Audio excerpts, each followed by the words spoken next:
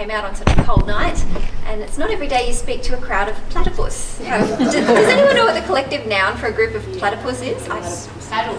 A paddle. That's gorgeous. Well, we've got a beautiful crowd and a paddle of platypus. Can't be happier. First, before we start, has anyone heard of the Australian Wildlife Conservancy before? A few people? Fabulous. All right, so about half of you. So some of you will be a bit more familiar with our work than others. So for those of you who don't know what we do, I'll go through that in a bit of detail, show you a few of our sanctuaries, and then talk about a couple of our projects, local projects here in Queensland. So for those of you who know all about us already, apologies, this is a refresher. And we've already had a beautiful acknowledgement of country, so thank you for that. And we would just like to acknowledge the traditional owners that we work with all across Australia. And we know that great outcomes for conservation are possible when we work closely together, so we do that whenever we can. Before we get into the serious stuff, I've got 5 trivia questions. So I thought I'll fire through those pretty quickly. Now, you're a pretty clever bunch, so I reckon you'll get 5 out of 5, but we'll see how we go. So question number 1, does anybody know what this animal is? Is that a racali, a brown bandicoot, a native rabbit, or a greater bilby? Just yell it out. Greater bilby, we'll go with the consensus. Yes, it's a greater bilby. So there used to be 2 species of bilby. There used to be the lesser bilby and the greater bilby, but the lesser bilby is now extinct. Went extinct around the 60s, so it wasn't that long ago. And the logo of AWC is actually a lesser bilby because it just reminds us that we can never be complacent. Extinctions happen all the time and we need to take action if we want to prevent them. So it's our little reminder. What about this one? Does anybody know what that one is? Is it a woylie, a rock rat, a rock wallaby, or a hopping mouse? Rock rat? Seems to be hopping. We are looking at a woylie. So that's a brush-tailed bettong. Those people who know about bettongs. And that tail that's helping you make that gigantic leap out of the bag, they use that tail to help them hop, but they also use it to help them collect sticks, which they then carry around and build themselves a nest. So it's a very useful tail. And we protect about 10% of the remaining woylie population in Australia on our properties. All right, next one. Yeah, it's a tough group when nobody goes, oh, you see that one? So is this one a delicate mouse, a sugar glider, an antechinus, or a pygmy possum?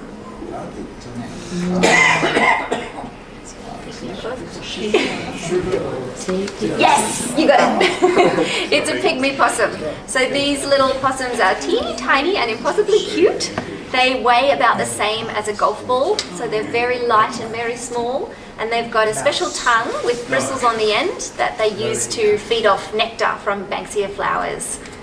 And they're very sweet. They go into a torpor when food is scarce or when the temperature is low. They'll go into it's like a little coma type sleep, and their body temperature can drop down to about 2 degrees. So sometimes when our ecologists are going through the nest boxes and they find them and they take them out to do a little health check, they'll be asleep and they'll slowly wake up from the warmth of their hand. So you get to see a little pygmy possum like waking up from his nap, which is super cute. Are they in this area at all, or is that? Not here. No, this one. That's an eastern pygmy possum down at North Head in Sydney. Oh, North Head. Oh, wow. All right. Is this one a quokka, a little wombat, a northern bettong, or a northern quoll? I feel like this one's a bit cheeky because it's not a quokka, it's a northern bettong, but the way he's standing makes him look a little bit like a quokka. The quokkas look different because they've got those big fat cheeks, so they do look a little bit different. So this guy, the northern bettong, is very rare, and we'll talk a bit more about him later. He's one of the species that I'll talk about in our Queensland projects. But he's super cute and he likes to eat truffles, so that's all the fungi across the forest floor, so he's very expensive to take out to dinner. Alright, last one. Is this one an Australian badger, a numbat, a bandicoot, or a tiger quoll? Numbat. Yes, it's a numbat. It's a beautiful numbat, and we protect around 40% of the remaining numbat population across our sanctuaries. They're really unusual for an Australian marsupial because they're diurnal, which means they come out during the day. whereas most of our marsupials are crepuscular, so dusk and dawn, or they're nocturnal, so we don't see them very often. But these guys are out during the day, and they only eat termites. That's all they eat. They've got a very specialised digestive tract, and if they accidentally eat an ant, they're hoovering up their termites and they accidentally get an ant, that ant will pass through their digestive tract and come out the other end almost intact. It will be dead, but it still looks like an ant because they just can't digest anything but termites. So that's quite clever. Bonus question, does anyone know how many termites a numbat might eat in a day? Throw a number out there. 5,000. 5,000. 10,000. 10,000. Do I have a 15? 20,000 termites in a day. So hungry little critters and very busy. So that was our quiz, and you guys did pretty well, I thought. But I'm not going to give you a 5 out of 5 score. We've got a little room to grow, but that's fine. So what we'll do now is we'll just talk a little bit more about AWC, who we are, what we do, and how we do it. So we'll start at the beginning. The AWC was founded by a committed conservationist called Martin Copley. And Martin established our very first sanctuary called Curramore in the 1990s, which was protecting 268 hectares in the Perth Hills. So Martin had a vision for a new model of conservation. He wasn't happy with the way that conservation was being done in the country at the time, and he really wanted to lead the way in reversing Australia's extinction crisis. Because it is a crisis. So Australia is renowned for our beautiful natural landscapes and our unique native wildlife, but we're at risk of losing the very thing that makes us so special. Our wildlife is now in serious trouble, and species like the numbat that were once common and are unique to Australia are now critically endangered, and only a few thousand individuals remain. Many more of our species are teetering on the brink of extinction. So in Australia, 40 of our mammal species have gone extinct since European colonisation, and that is still happening. So this chart is from the Threatened Species Index, which captures data from long-term threatened species monitoring across Australia. And the index shows a pretty unrelenting decline of about 3% every year in the abundance of our threatened bird, mammal and plant species. So that amounts to an overall decline of about 61% over 20 years, which is appalling. So the primary causes of this decline are feral animals, habitat destruction, and then in a very distant third place, introduced disease. And the only areas where species are not declining at these kind of rates are areas that are specifically protected for conservation. So places like AWC properties and others like them. Everywhere else, the trend is really clear. So something has to be done. More extinctions are inevitable unless something is done. So that's what AWC is all about. We protect endangered wildlife across 12.9 million hectares of Australia. We are the largest non-government conservation landholder in Australia and one of the largest in the world. And we've got a dedicated team of ecologists and scientists and land managers looking after those 12.9 million hectares. 70% of our staff are based in the field. And because we're really focused on that practical, hands-on model of conservation. We are funded predominantly by private donations, and we're also really proud of the fact that for supporters who invest in our work, we can demonstrate that over the last 10 years, 86% of donation income has gone directly to our work in the field, because we know that's where it has the greatest impact. We do have a number of strategic partnerships so that we can ensure more land is protected for conservation. So some of those spots on the map are properties that are owned outright by AWC, and others are managed in partnership, either with traditional owners, private landholders, pastoralists and governments. But what they all have in common is they've got those AWC staff on the ground carrying out that vital conservation, land management, research and research, land management, conservation work. So we'll have a quick look at some of those properties so you can see what they look like. And we'll start up at the top at Pungalina 7 Emu.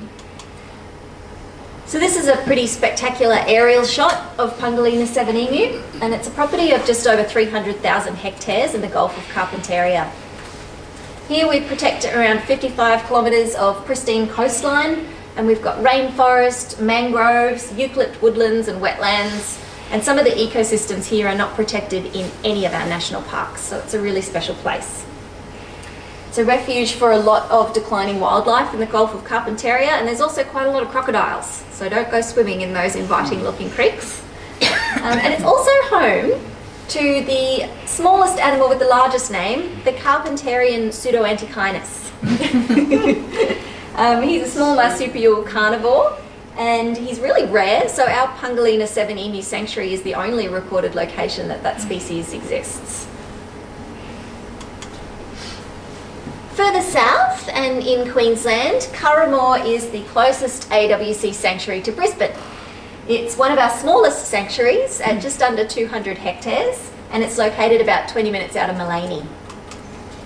So Curramore was acquired in 2003, and it supports an astonishing variety of native animals and plants.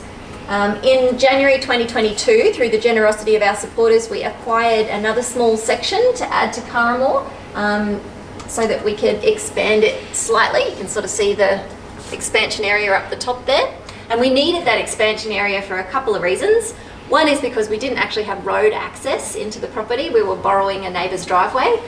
So this actually gives us a road access, which is important. And it also protects the headwaters of Little Cedar Creek, which flows into the Mary River. So it's important to protect that area. As I'm sure you know all about waterways. It also brings the border of the sanctuary within 500 metres of the nearest national park. So it creates a really nice wildlife corridor in the area, which is very important, as you know, for making sure that wildlife can roam. One of the major threats on Curramore is invasion by lantana.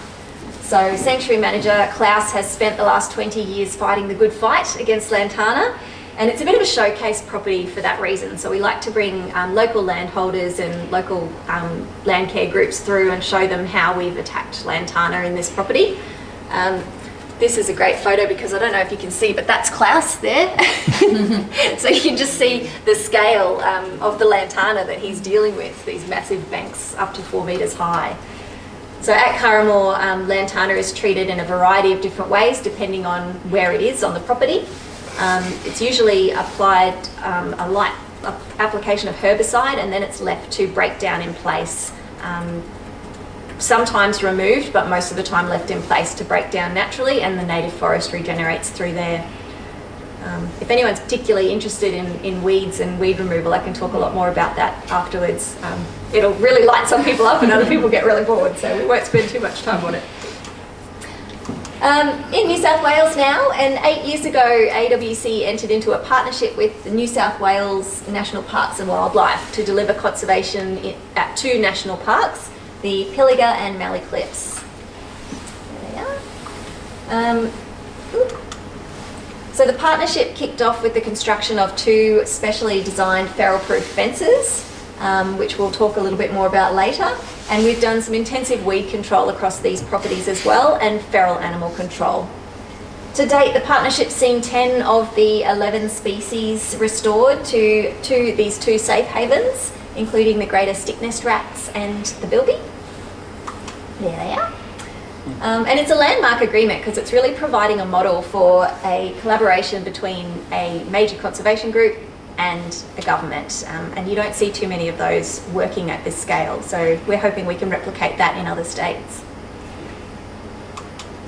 Across into South Australia now, and this is the majestic Callymurna Sanctuary, 697,000 hectares on the edge of the Simpson Desert, and it's the largest private reserve in the country. The acquisition of Callymurna linked Catitunga Lake Eyre National Park and the Mungatiri Simpson Desert Reserves, creating a contiguous protected area larger than Tasmania. It's huge. There's a stronghold for several threatened species in the area, including the crest-tailed mulgara. Has anyone seen a mulgara before? Well, it's a small carnivorous marsupial that lives in the sand dunes and emerges at night to hunt, and it's quite ferocious. Do you want to see one? Yes, please. Here he lions. All these ferocious animals that we've got. Annual bird surveys have also recorded more than 167 species on Calimurna, including the Aryan grass wren, which was rediscovered in 2021 after it had not been seen for more than 50 years and was thought extinct. So just another reminder never to give up hope. Right in the middle of Australia, and this is Newhaven Wildlife Sanctuary. Welcome. Sorry. And it's located northwest of Alice Springs. Right next door is Ngarlitju Aboriginal Land Trust. And so together, these two properties protect almost 600,000 hectares in central Australia. So AWC acquired Newhaven in 2006, and it's a really vast property of rocky ranges and salt lakes and spinifex grasslands. And a massive fenced area was built here as well, 9,500 hectares, and reintroduction started in 2017. So we had marla, red-tailed phascogales, woylies or brushtail bettongs, bilbies, burrowing bettongs and central rock rats, and they've all been reintroduced and are now thriving in their home. And members of the local Indigenous community are really actively involved in the management of Newhaven, and they participate in our conservation work there, such as fire management and weed eradication, ecological health surveys and those translocations. Based on the success of all that collaboration that was happening at Newhaven, in 2022 AWC was invited to manage the adjoining property Ngarlitju. And so this partnership now provides further employment opportunities for traditional owners and rangers on their country, and it also helps us work together with their rich knowledge of the country to deliver conservation across both those properties. And of course we can't forget the Kimberley. Has anyone spent any time in the Kimberley? A few of you? Yeah, well you'll know what a special and remote and rugged place that it is. We've got a number of properties in the Kimberley region, and it's the only area on the mainland of Australia that's known to have suffered no mammal extinctions since European settlement. I think because it's so inaccessible, cane toads have only just started to move through the Kimberley, just to give you some context. But altered fire regimes and feral herbivores, weeds, cane toads, feral cats, all of those are presenting really serious threats to the wildlife in the Kimberley. And that's wildlife like the golden bandicoot, the northern quoll and those beautiful purple-crowned fairy wrens. Without urgent intervention we could soon see the first modern extinctions in the Kimberley. So that's the end of that whirlwind tour. We didn't get to all the properties, but we've got a bit of a taste of what we're doing at those properties, and we've selected them really carefully because we want to protect areas of great ecological significance at scale. So our mission at the Australian Wildlife Conservancy is the effective conservation of all Australian animal species and the habitats in which they live. So across our sanctuaries we protect 88% of Australia's birds, 74% of our mammals and more than 50% of our frogs and reptiles. And we want to ensure that these animals are effectively safeguarded for future generations. So what does that effective conservation look like exactly? I mean, you all know that it's not enough to just lock up a piece of land, you really have to look after it. And so we undertake practical land management, and that involves fire management, feral animal control and weed eradication. And all of our work is informed by world-class science. Firstly, fire. So getting fire management right is really crucial to managing a lot of Australia's landscapes. And most of you are probably well aware of the benefits of good fire management. I can see a few people nodding, so you sort of understand what it's all about. For anyone who's not familiar with fire management, it's a really good schedule of regular, cooler, patchy burns, usually put into the landscape in the early season, before things get too hot and dry.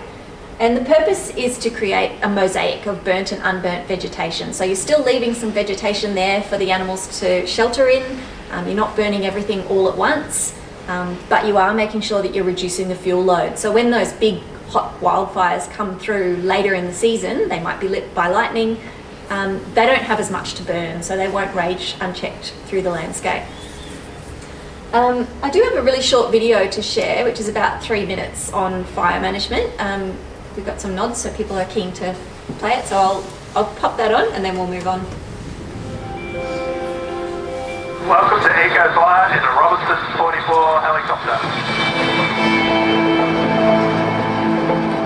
Fire has played an important role in the evolution and function of Australian landscapes for tens of thousands of years.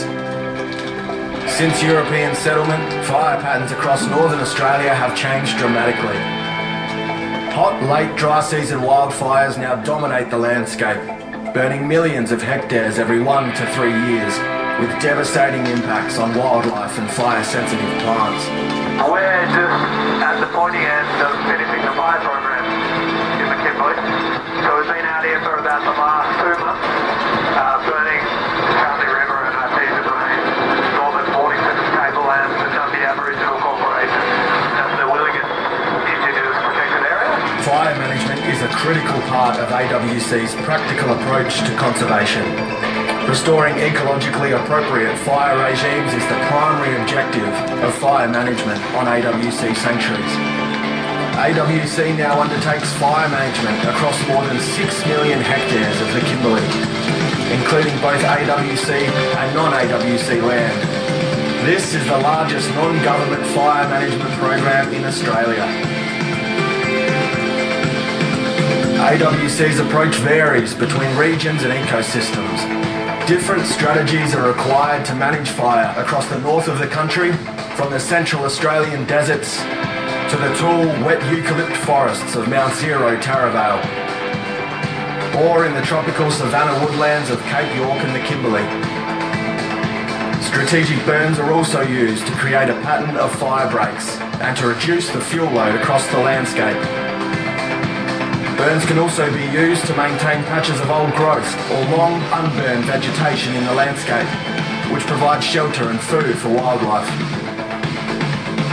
AWC's fire management is reducing the frequency and extent of destructive wildfires across northern Australia. At AWC, we are committed to delivering effective fire management across northern Australia. The future of our threatened wildlife depends on it.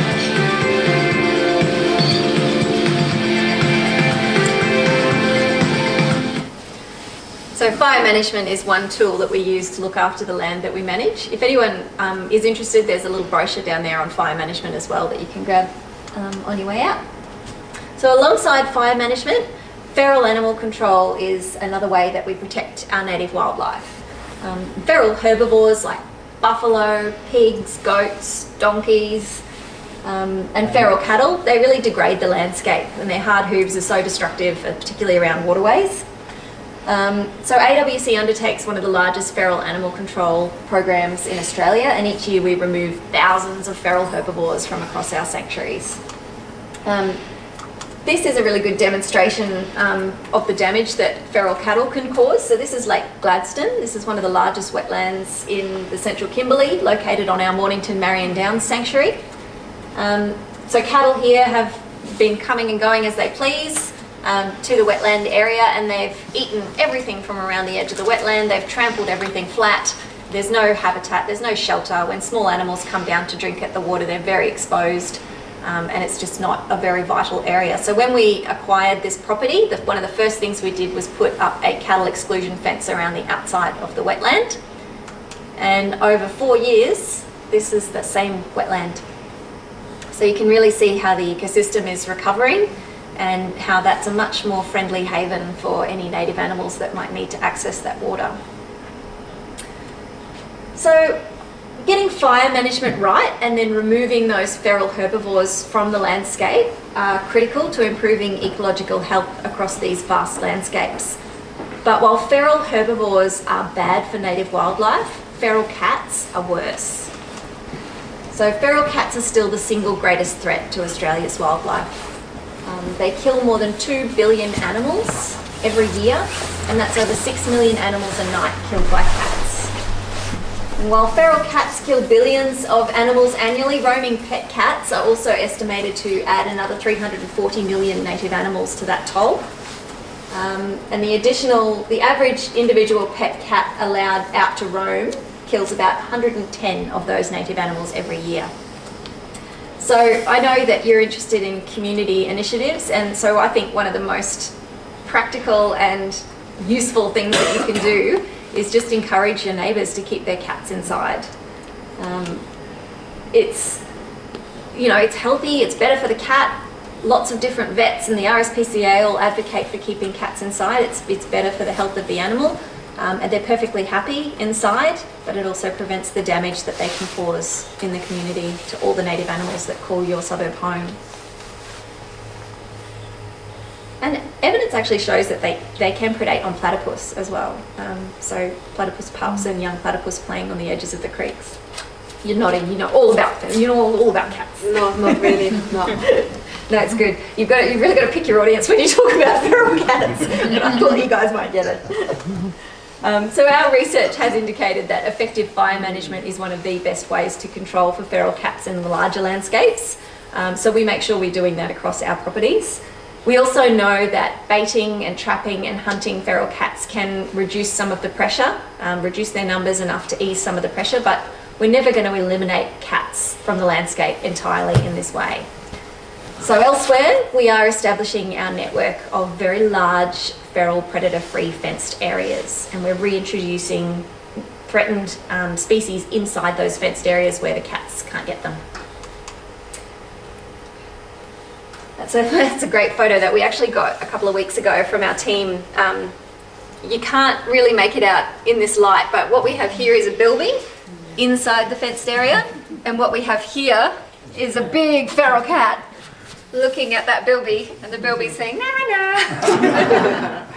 You can't get in. So part of what makes AWC different from a lot of other organisations is this network of really large feral predator-free fenced areas.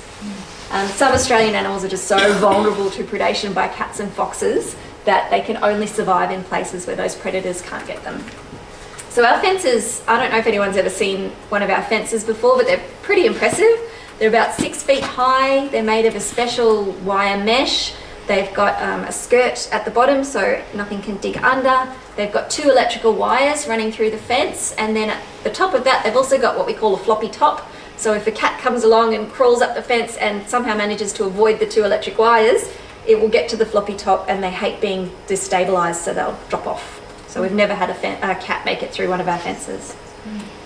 They are expensive to build and they're really time consuming to maintain, but for now they are the best defence we have and the best way to protect many of our native species from extinction. Do you get government support to fund them?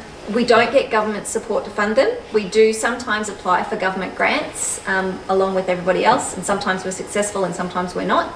So it's all your own work, really? Yes, yeah. Our partnership work with the New South Wales government at Pilliga and Mallee Cliffs, part of our contract with them was to construct the fenced areas, so they paid a fee for service for that work. So we do manage more cat and fox free land than any other organisation on mainland Australia. And so the green dots on the map are our existing feral predator free fenced areas, and the blue dot is Foray Island, which is a feral free island sanctuary. Once we've fenced an area and it's declared feral free, that's when we can commence our reintroductions. And our translocation and reintroduction program is really centred around 3 things. One is taking action to prevent extinctions before they happen. So where we see a species declining, we want to step in and take action before it's too late. The second thing is rebuilding large sustainable populations of that species, making sure that we've got good genetic diversity so that they can build up their numbers again. And we want to restore the ecosystem functions that these animals have. So a lot of them are ecosystem engineers. They're out there digging, burrowing, turning over soil, dispersing seeds. And when we bring them back into the landscape, you can really see the impact that they have, and you see the whole place flourish. So our rewilding program spans 12 locations, and so far we've seen 49 populations of 23 threatened and locally extinct animal species founded. And we're making an impact on a national scale. I would like to share a really great example of this translocation program in action, and it's happened up here at Mount Zero Taravale, which is about 2 hours inland from Townsville. I don't know if anyone knows the Paluma Ranges area. That's where Mount Zero Taravale is. Do you remember the northern bettong from our quiz earlier? So he's that gorgeous little macropod. He's about 1 kilogram in weight. He's 30 centimetres long. He's got a tail about 30 centimetres again. And he's the one who eats truffles. So he's responsible for the fungi dispersion across the forest floor, which is really important in eucalypt forest health. So northern bettongs were once common across Queensland, from the tropics right down into central Queensland. But predation by feral cats, wildfire and habitat loss means that the species is now severely restricted to a very limited area, and fewer than 1,000 animals now remain. That's 1,000 in total in the world. That's a very scary number to have for a species. The future of that species really was hanging in the balance. 20 years ago, when AWC purchased Mount Zero Taravale, the property, we did so because we knew that northern bettongs had been sighted on the property. So we thought, great, we'll nab that property, we'll protect their habitat and we'll keep them going. But by the time we raised the funds and purchased the property, they were gone. It happened that quickly. But we were determined to bring them back. So we began this project. Our first step was to work on restoring the habitat across Mount Zero Taravale. So that was a lot of good fire management back through to restore that grassy understory. We worked with a number of local groups to make sure we were monitoring those 2 remaining populations of northern bettongs, keeping a very close eye on them to make sure that they didn't dip much more below 1,000. The fence was planned and constructed, and that was no mean feat. All our other fences are in arid areas of Australia where it's nice and flat. But this was North Queensland, and the fence went up and down and through the creeks and around the corners. So it was quite a feat of engineering. There was something like 30 creek crossings that that fence had to go across. But we finally did it. We made sure that it was free of all the feral animals. So there was a couple of feral pigs, a couple of feral cats, and we had to make sure they were out. Once we were sure it was feral free, we could then bring some bettongs back. So we translocated 49 northern bettongs from those remnant populations inside the fence. So it was a really big project. Some of our staff have been working on this project for that 20 years, so it was a really emotional time when those bettongs were finally released. And I'll just share a short video of their release.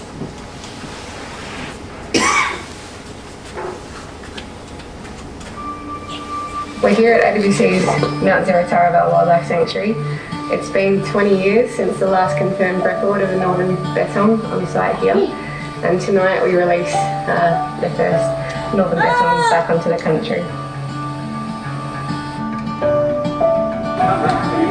The country's home again. To see them around, you know your country's healthy. So it's a great moment for the Googabuddy people to have the bettongs released back on the country. We're only aware of 2 remaining populations of the northern bettong, so we're looking at a species global population of just over 1,000 individuals left. We're providing a landscape, I guess, similar to what it might have been here 200 years ago. So we've got the fire right, we've got our feral predators and our feral herbivores excluded from this landscape within the fence, and northern bettongs now are free to do their thing. By establishing a population of northern bettongs here at Mount Zero Taravale, we're really securing the future for this species. Exclosure fences aren't the end game for us. We want to see these northern bettongs back across the broader landscape, but they buy us time. So here and now we've got a population that we expect could grow up to 500 individuals within the next 5 years. That's a 50% increase on current numbers. So this is a really significant step towards saving this species. Knowing that we as a team are having a real world impact on the future of this species, what greater purpose can you have?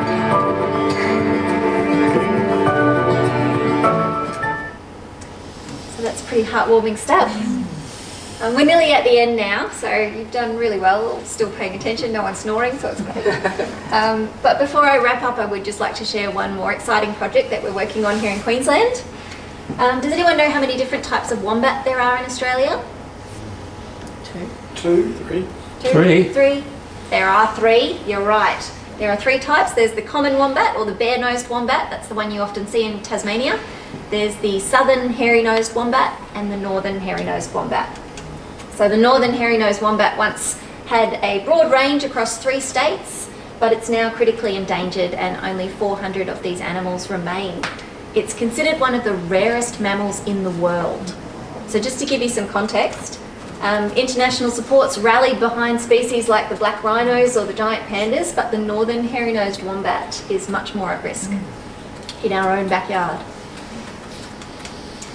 So this tiny remaining population is restricted to only 3 sites in Queensland, and the Queensland Government Department of Environment and Science called on AWC to help manage Richard Underwood Nature Refuge, which is a small property out near St George, 6 hours west, where one of those populations of northern hairy-nosed wombats are currently living. And we really want to help understand a bit more about the wombat's habitat, their behaviours and the specific needs of that species to help them build up their numbers. So you can see here one of our ecologists, Andy Howe. He's hard at work setting up a camera trap there to try and catch a glimpse of these very shy and recalcitrant animals. And then on the other side there you can see a strip of tape. That's what we use to do surveys on the wombats. They're really hard to trap, really hard to entice into a trap to do any kind of health check on them. And even to just get an accurate census is really difficult. So we use this double-sided tape across the top of the burrows, and you've got to position it just in the right spot so that when the wombat leaves the burrow, you scoop just a little bit of hair off its back, and then we can do genetic analysis on that hair to help us determine how many different animals are in the burrow, using the burrow, whether they're male or female, who they descended from, so you get a really good idea of who's who in this area.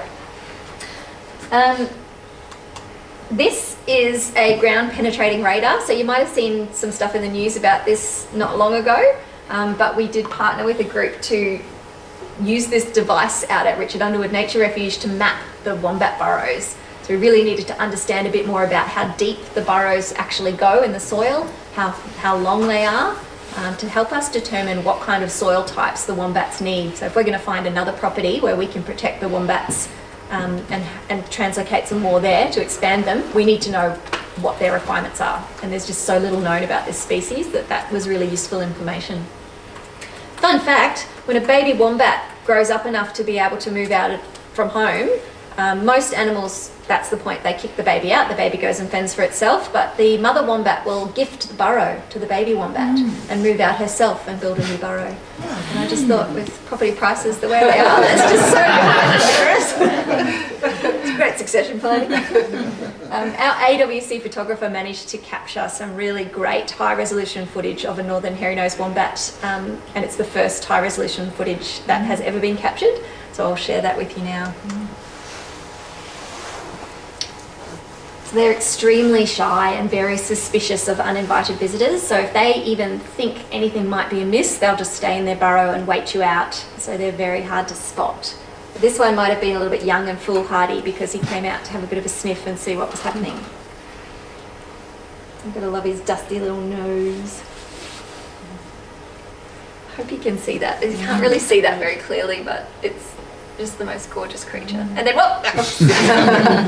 We never saw it again.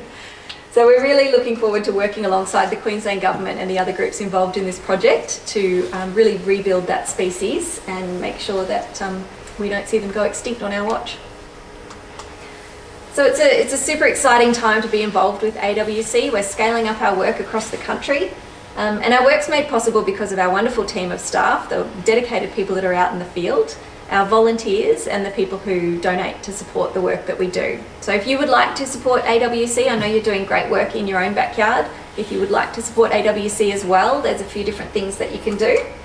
You can subscribe, so we've got an e-newsletter that goes out once or twice a month. We try not to bombard anyone with information, but there's some great stories about those kinds of projects. If you're interested, jump onto the website, sign up, or I've got a sign up form down there on the table. And once you've done that, please help us spread the word. So we really don't spend much money on marketing at all. We don't have a marketing budget to go out and buy ads or billboards or anything like that. We rely on word of mouth to really get the word out about what we're doing. So if you can tell your friends and your family about us, we would really appreciate it. And of course, if you want to, you can donate, either a one-off donation or monthly, and that supports the work that we're able to do in the field.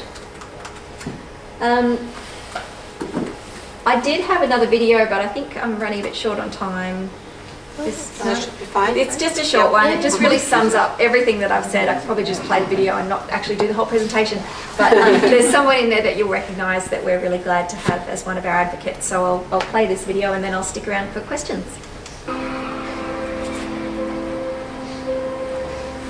Australia's unique biodiversity is facing a crisis. Introduced predators like feral cats and foxes, feral herbivores, weeds, mismanaged fire, and the impact of a changing climate are driving Australia's wildlife to extinction. Australia already has the worst rate of recent mammal extinctions in the world, and scientists predict more species will become extinct over the coming years unless we take urgent action. Australia now is the guardian of a unique collection of animals, mammals, birds, insects, flowers, unlike anything else in the world. And it's all in your hands. Australian Wildlife Conservancy takes a practical, science-based approach to conservation.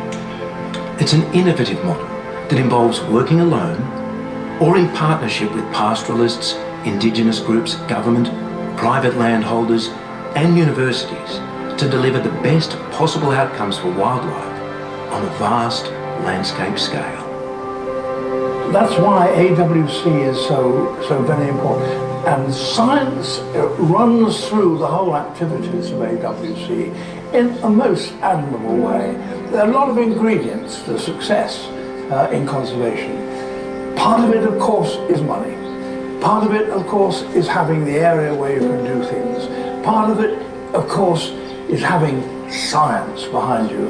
And part of it, of course, is having dedicated people who give their lives to dealing with these problems. He's a cool dude. And I thought, because we're in the library, someone sent me this quote today and I thought it was just perfect. So unless someone like you cares a whole awful lot, nothing is going to get better. It's not. So we've all got to do our part. That's all from me. Thank you so much for your attention. That's fantastic. I've got time for questions if anyone's got any questions about anything that I've mentioned. Is Ken Henry still, was he part of supporting you? Ken Henry. Henry. The wombats? He may be involved in some way. I don't know him personally, but...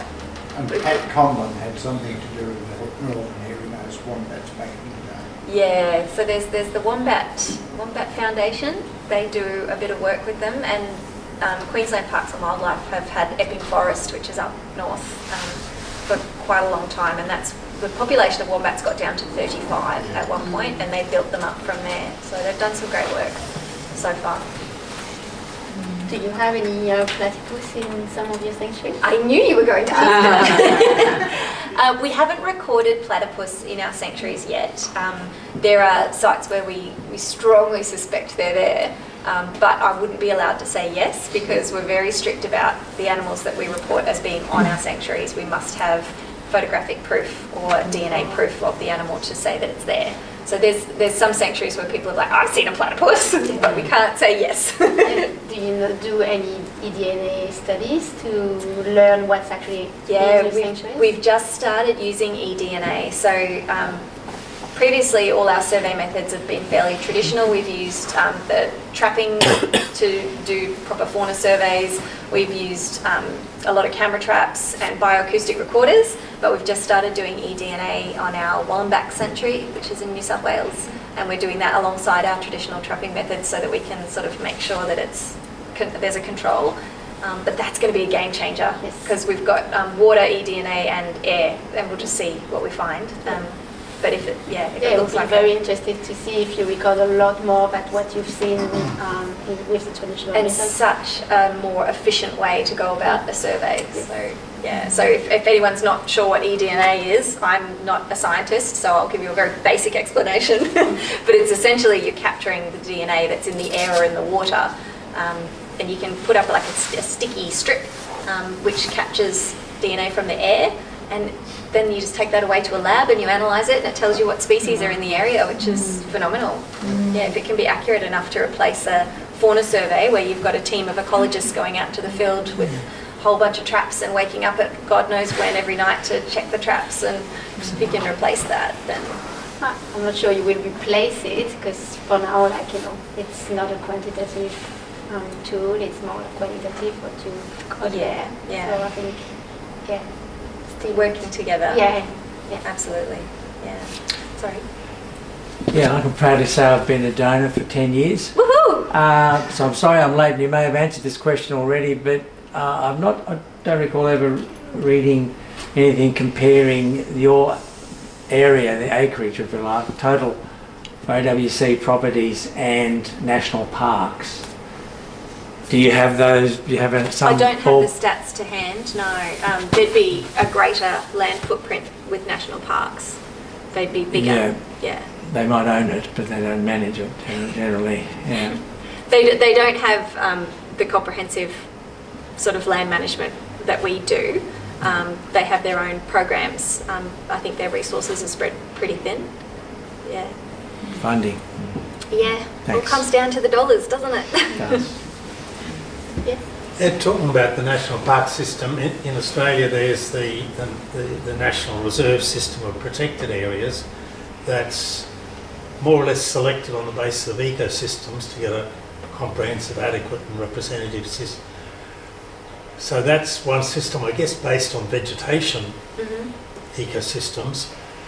Did I hear you say that your strategic approach to getting properties is more based on fauna species populations? It's both, yeah. So we look at protecting habitat and we look at protecting species. So we've got, our science team has a sort of a list of priority ecosystems and priority species that are at greatest risk, and they would be the properties that we'd be looking to acquire first and foremost, and that's sort of how we approach it. And we get opportunities come to us all the time, people who, you know, do you want to buy my property, or this one's come up for sale, do you want to take it on? And we'll need to assess it to make sure that... So at some level, do you sit down with the National Parks services in each state and say, hey, this is on the market, are you going to buy it, or will we buy it? Does it meet your criteria? Does it meet our criteria? We're not that collaborative yet. That sounds like a great way to do business, yeah. but we're not there yet, no. We just work off our own map and what we have in our portfolio and what we don't have, and we try and fill the gaps. Yeah. Can I just say congratulations on the amazing work that you're doing? You mentioned, you know, collaboration with different state governments. What is working at the federal level? You know, are you collaborating with federal government? Are you getting funding in any shape or form? My understanding is not much, and certainly not enough. Yes, that's true. Yeah. We do have some collaborations in place. For example, we're working with the Federal Department of Defence to manage Yampi Sound Training Area, which is a defence property up near the Kimberley. And it's a massive property, and we have a contract there to manage that land for conservation. So the section that they don't use for their training exercises, we manage that, and we've done some great fauna surveys on that property, some great land management, feral animal control, and that's a really good working collaboration. And that's another model that I think we could scale up, because it's working so well there. And we've also been able to bring the traditional owners back onto that property. They weren't allowed to have access before, but now with our contract they can come with us, so we've been bringing them back on, and that's been a really good partnership as well. So over all the years of your operation, you've established amazing kind of, you know, systems and methodology and all of that is being driven mainly by donation funding, right? Absolutely, yeah, predominantly donation. So it would donation. be hugely beneficial, you know, if you were able to secure federal funding. It would be great, it really would. Requires brains to be you know, the more money means the more work, but with too much federal government funding or state government funding comes the risk that with the change of government the funding disappears.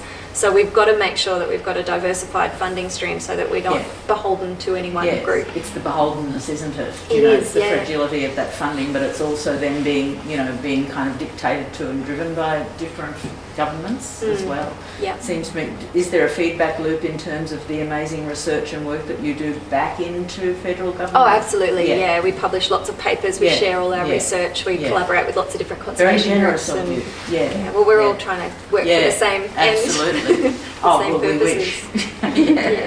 Yeah. No, that's great. Thank you. Yes. With regards to the cats, so not the feral cats, but the cats that roam the suburbs. Do you know of any suburb that has had success convincing, I guess, people to keep that cats inside? There's different parts of Australia that have had more success than others. So some councils are super active in that area, and they've, some councils have laws now about letting your cat roam, and others don't. But I think where there's a deterrent in place, it certainly helps. So I'm of the opinion that a cat should be like a dog. You don't let your dog roam the streets, and you don't let a dog out unless it's on a leash, and there's pretty severe penalties when you do that, and socially as well, it's frowned upon. So if we can just change the laws to match dogs, that seems fair. Does that involve licensing? Because I'm aware that there are some jurisdictions across Australia that do control cats in the same way that they do dogs, and that cat owners have to license and register their pets. Yeah. But we don't have that in Brisbane, do we? We do, but it's not mandatory. I see. It's I mean, you can't force people to do it. Yeah, but I think in Victoria and other they do. Yeah, other states. So that would be. I'm thinking of a tag weighing about half a kilogram. That's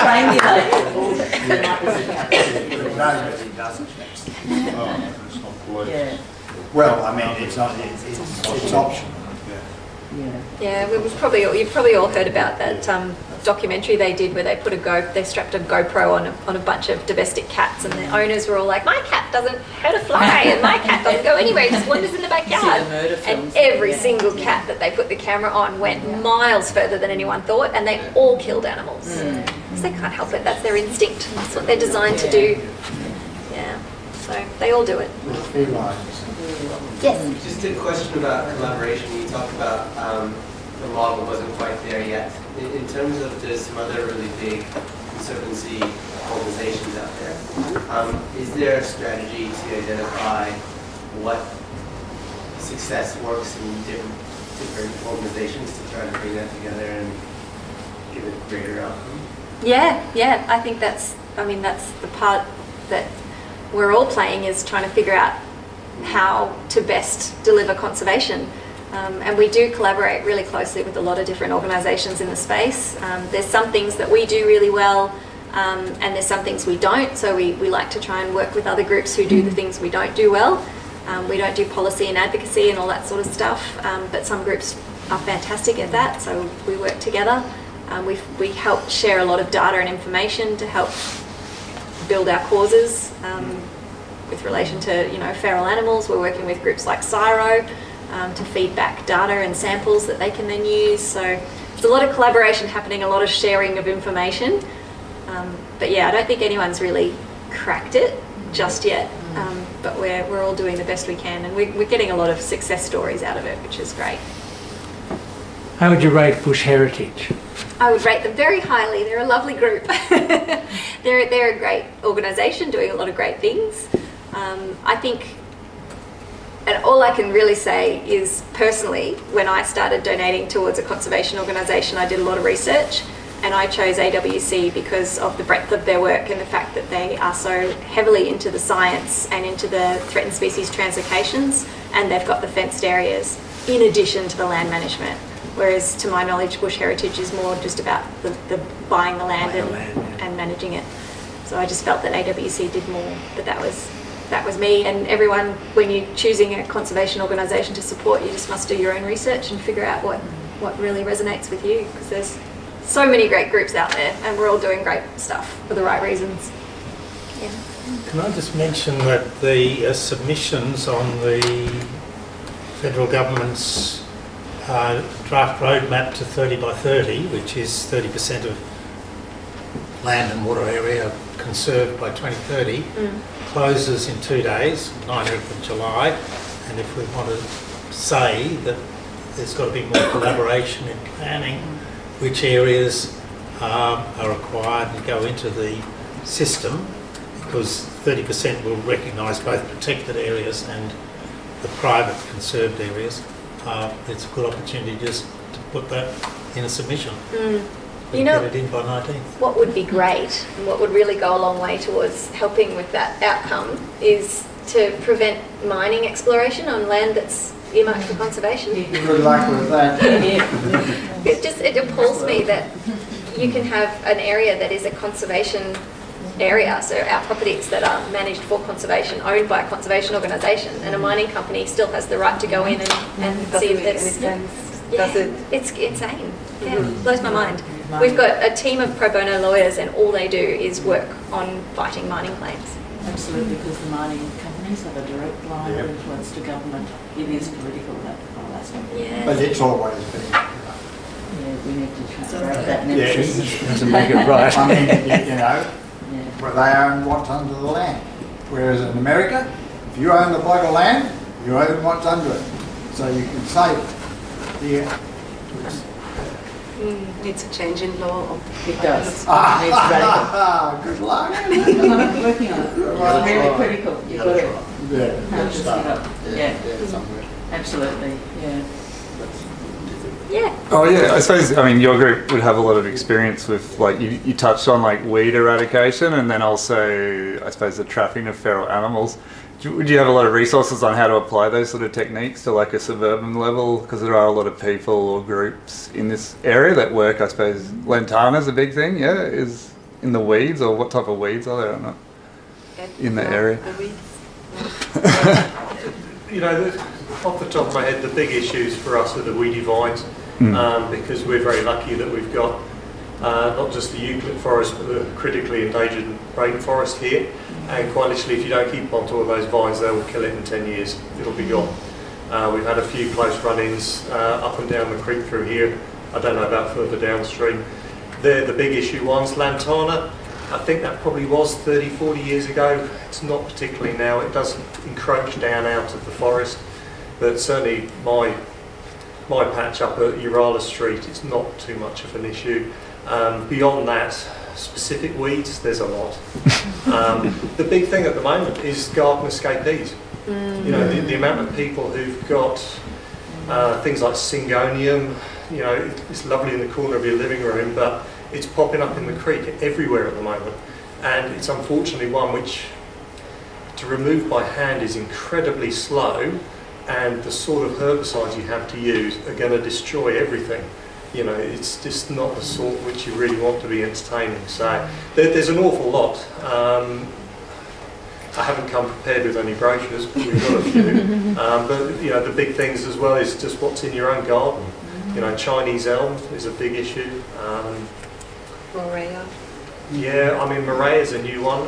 Everybody's probably familiar with things like the Ochna hedges of the 70s and 80s. You know, and the damage Ochna has caused to the creek, to Bank Street Reserve and all these other areas. Morea is another one which is just emerging. You know, it's just still for sale up in Bunnings. Yeah, I'm pulling it out the creek all the time. You know, it's just, I think that was in the news this week as well, actually. I remember seeing something in the news about Bunnings selling weeds. Selling weeds. Yeah, I mean, the number of weeds that there are is huge, and we do, I mean, we take local groups through Curramore to sort of showcase the work that we're doing and that, but we don't do sort of workshops or advice or any of the training that you're talking about. There are lots of groups that do that. So Land for Wildlife does a lot up on the Sunshine Coast and around Brisbane. And there's like land care groups and bush care groups. They all have a wealth of knowledge, and they're really great at sort of upskilling people and coming out to your property and showing you what's what. So if you've got a property and you need that kind of advice, let me know and I can connect you with a few people if you like. Okay, thanks. Yeah. So is Curramore available to visit, or do you need to be part of the group and invited? You need to be invited. It's not open to the public, but you know someone. So if you are keen on having a look, let me know. Yeah, I'd be happy to take a group of you through if that's something you'd be interested in doing. We can organise like a group hike. It's pretty rough and ready. It's not a nicely managed walking track. It's like a management track. It's dirt. It's up and down. There's a few leeches. But it's spectacular, and it's a good 2-hour hike. You get the blood pumping, fresh air. Can't beat it. So yeah. leeches from the gift shop. You get to stop in at Mulaney on the way and get some cheese and Is that what the suspected platypus are? You're prepared to reveal? We know that there are. I don't think... Is there any platypus in the suburbs? You don't need to get that far away. I don't think there are any platypus at Curramore, simply because the creek is very small. Oh, okay. Yeah, so it's a very small creek and it's very steep. Okay. But never say never. Well, in the Hobart River, they're in the Hobart Rivulet. Yes. Yes. A couple of years ago. It was on the ABC. Oh, did you? Yeah. Okay. It's incredible. In the city, yeah. Sorry, this is a hard question, and I don't know if anybody's got an answer, but one thing that really distresses me when I see it is often, the feral exclusion fences also exclude the individuals and species that would normally be going into that area and passing through that area for food, for breeding, and it's, you sort of, when you're out around Scotia or something, you see the animals lined up around the edge trying to get in, and I don't know what you do about those. They're sort of hunted up and put inside, or you just say bad luck, if you're inside you're okay, if you're outside that's tough luck. It's a bit like the poor animals that didn't make it onto the ark, isn't it? Yes. And you also, it's making things tougher for them, the species that would have their migration patterns. It's just an insoluble problem, but there might be some strategies to mitigate the effects of it. I don't know if anybody thinks about that. Yeah, it's something we think about, and it's one of those things where, do we do nothing and have a disaster, or do we do something and have a negative effect on some but a much more positive effect on others? It's one of those things that's so hard to know what's right to do. When we build the fences, there are animals that are caught in that process that stay inside the fences, but there's always going to be some that can't make it through. We do have animals self-release sometimes, so when populations build up to a point where there's heaps of them inside the fence, they'll pop over, so that's good. So mainly possums and things that can easily climb up and out, so we get a bit of that, and as you can imagine, we do sometimes get occasional possums in, but not very often. But yeah, there's just, I don't know of a solution to prevent those other animals that want to come in and can't. A little doorbell, maybe. I think you do what's capture area so they can sort it out. Yeah. Like a little immigration passport sort of. Are you a feral? No. I swear, officer. I think your objective is, the only way you can manage it is to have exclusion fences. So I don't consider that a problem. But what I do consider a problem is out in the rural areas, in the Darling Downs at least, they have exclusion fences for dingoes, and nothing can get. So your koalas, forget it. There's no way you can disperse across the landscape. And even a farmer suggested to me, why don't they have wooden posts which would allow koalas to get over those things? But there's no requirement. So they do a lot in Brisbane, and in the urban areas there's heaps of wooden posts in the creeks. Yeah, really, not on the dingo fences. Yeah. Possible. Dingoes are a tough one too. I mean, we consider dingoes a native species, so we think that they're good for the landscape and they're important. They take the role of a predator, but it's it's a contentious issue for a lot of people. I saw on your map that Tasmania, you weren't down there yet. You're looking to get there eventually, or? Yes, yet is the good word there. We would love to have a property in Tasmania. So far, we haven't had the opportunity to acquire one. If one became available and it was the right kind of property and for the right kind of price, we'd love to. But it's just a matter of what's available. And we don't have one in Victoria either. If your eagle eyes noticed that, we would like to have one in Victoria, but it's so expensive. It's really hard. And we do try and acquire properties that are quite large. So Curramore's an anomaly. Most of our properties are at least 10,000 hectares, often hundreds of thousands of hectares. So it's hard to get a property of that scale in those states. But Tassie's a beautiful place, isn't it? Because I mean, any large property is more likely to be the Midlands through there, and that's basically sheep country. There's not really, I mean, if you could go down to Chauncey Vale and east of there, that would be wonderful. Also, Tasmania is the centre, I suppose, of bush heritage, so they've got sanctuaries there. Quite extensive national parks. They do have a lot of national parks, well, and they're lovely. Lots of A lot of good walks. Good place. All right, I think we've exhausted most of the questions. Could we please put our hands together once more?